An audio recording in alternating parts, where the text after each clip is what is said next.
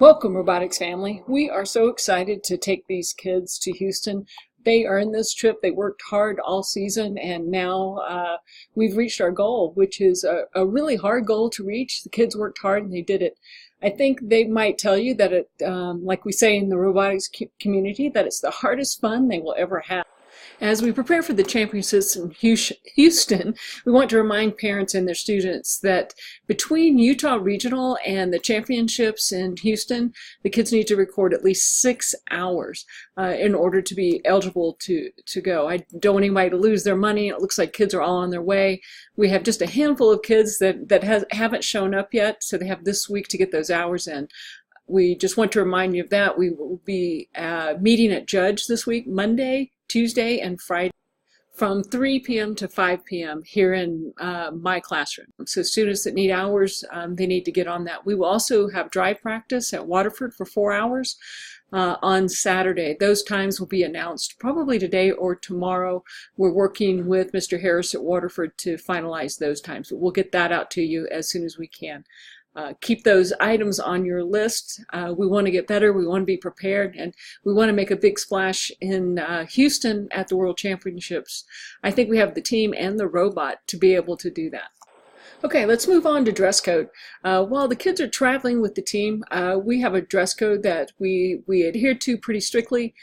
Most of the time, we'll be in competition or traveling in public, and during that time, we want them to wear some of their team apparel that they have. We will tell them what to wear on what days, but they will need to make sure they have their Judge polo, their sponsorship shirt, and their white Spirit shirt packed. We will get an email out this week as soon as the captains decide what days they'll wear what shirts, so the kids will know what they wear to school on the Tuesday that we leave and then what they need to put in their suitcases. As far as the bottoms go, when we're in competition, they have to wear long pants to be in the pit and closed-toe shoes. So we ask all students to make sure that they have jeans or properly fitting pants. No holes, no holey jeans allowed on the robotics trip. Don't even put them in your suitcase. Most of the kids decided that they wanted to wear blue jeans on the days of competition. So if you have blue jeans, wear those so you can match the rest of the team. The other thing that we need to talk about is when we're not in competition, we would like for the kids to dress neatly when we're out in public. So again, no holey jeans. I have decided to compromise a little bit on shorts this trip because it's going to be really warm in Houston, and we may be outside, and we're thinking about going to maybe the mall. We may walk a little bit, so they can wear shorts, not to competition, but they can wear shorts that are 8 inches from the middle of the kneecap, and that's a compromise from the 4 inches that I previously had on our traveling dress code. And so maybe that'll help the kids to be a little more comfortable in the heat. But I will be strict on the 8 inches from the middle of the kneecap, so don't try to slip 9 in there. Parents, please help me out with this. They can wear sweats around the house, but not outside of the house in public. So if they want to pack sweats, they're more than welcome to do that, to lounge around the house at night. I would prefer no leggings at all. Those tend to cause us some issues because there are some varieties that are see-through and have holes in them, and there's just all varieties. So you can wear leggings in the privacy of your bedroom, but not outside of the bedroom, and I think that will keep all the issues at bay. The dress code and many of our other rules are set to be professional. We want the kids to carry themselves, behave, look like professionals. The engineering, we're an engineering team, and that's a professional organization, and we want the kids to learn to dress appropriately, carry themselves appropriately, and talk to each other appropriately. It's all about respect for themselves and respect for others, and so we hold them to a pretty tight standard. Okay, now that we've got dress code out of the way, let's talk about what to pack. The kids need to pack somewhat conservatively. They are going to be allowed to take one checked piece of luggage and one carry on with their personal item on Southwest. We're not going to allow them to take 2 checked pieces of luggage just because of room on the shuttle from the airport and in the cars back. So we need to remember to encourage the kids to only pack what they need. Mostly what they need is team attire and maybe one other set of clothes. We'll be with the team most of the time. The second piece of checked luggage we may be using for the team equipment or scouting forms or some of the last minute things that we didn't get on the trailer. Now, some of the rules that the kids will need to follow on the trip, and some of these rules are the ones that will get them into trouble. Serious rule violations, you might need to read the student handbook. Obviously, no alcohol, no drugs, those types of things. Anything serious will send the kid home at the parent's expense. Another thing that might get the student in some serious trouble is making sure that they meet curfew. If they miss curfew or they leave the vicinity around us without us knowing, then that could be a serious offense that might get someone sent home. We will have lights out every night. We try to get everybody back in their own apartments by 9, and our goal is to have lights out by 10. Sometimes that doesn't work because we don't get home in time to get dinner and get settled down and have our team meeting before lights out at 10. We might move that back to about 10:30 if we need to. But whatever time that we set, the kids need to follow that. And once they're in the rooms and lights are out, there should be no one trying to leave the apartment. We have chaperones in every apartment, so that shouldn't be an issue, and it never has been. But that would be definitely considered a serious offense as well. Make sure the kids know, we follow the school codes, and most of the time if a student's getting close or they're being disrespectful, I will give the parent a call and let them know that I need some help getting the child settled back down so that we don't have to send them home, and so there'll be plenty of time for warning if that happens.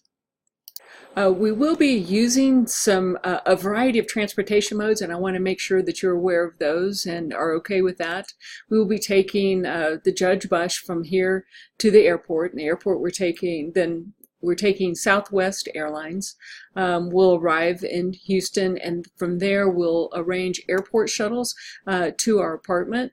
We'll probably have 2 to 3 different shuttles. We'll have 1 rental car. That's to help shuttle people around, go to the grocery, run errands, go to Home Depot, etc. So we may have some kids in the rental car as well. When we're going from the apartment to the arena, or either from the apartment on that Wednesday, we have a little bit of free time, and the kids and the mentors decide what we're going to do during that free time, we'll use Uber, Lyft, and that rental car. So we'll be mixing up our transportation on this trip. We do expect around the apartment for the kids to help out. We'll be asking them to help with setting up breakfast, putting dishes in the dishwashers, cleaning up after dinner. We'd like for them to clean up their bedrooms a little bit before we leave each day.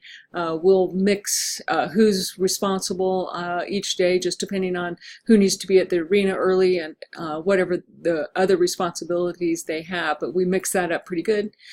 We do expect the students to help out, and we'd appreciate if they'd help out before we ask. It makes our lives and theirs a lot better.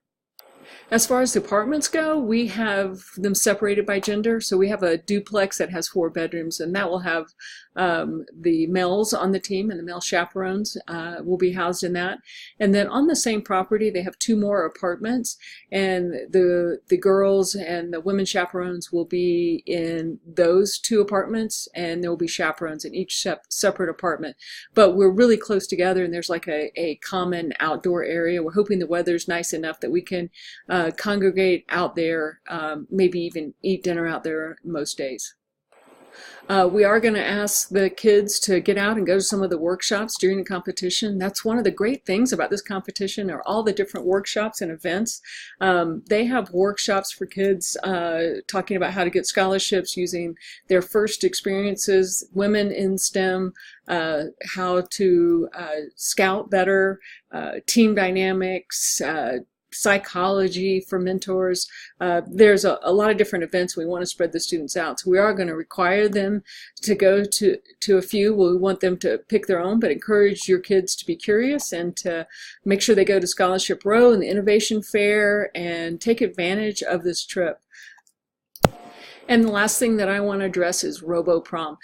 There is an older team, and it's kind of a tradition that at World Championships they throw a RoboProm because some students will miss prom during this time because of the various competitions. It costs $30 per student, and they have to sign up on their own. One of the captains has been reaching out to the students, and I would encourage them all to go. If your student doesn't want to go, try to help me encourage them. It's a good way to network and just get out and have fun. The kids always seem to enjoy it, and it's really kind of a big deal. And it also helps with team bonding. It is $30 a student. They need to let Erica Strand know whether or not they're going, or let me know. We need to get the money in. And I will send out something with my Venmo account in case the kids don't want to send in a check. I'll try to send that out. I'll include it in the email that I send with this video, and maybe that'll help you. Again, it's called RoboProm, and it's put on by one of the teams. It's in one of the hotels that's attached to the convention center area. It is an official event. We will take the chaperones, we'll take the kids to the door, get them into the RoboProm, and then we will not stay and participate in the prom, but we will come back and pick them up, much as parents would for one of the dances here at Judge.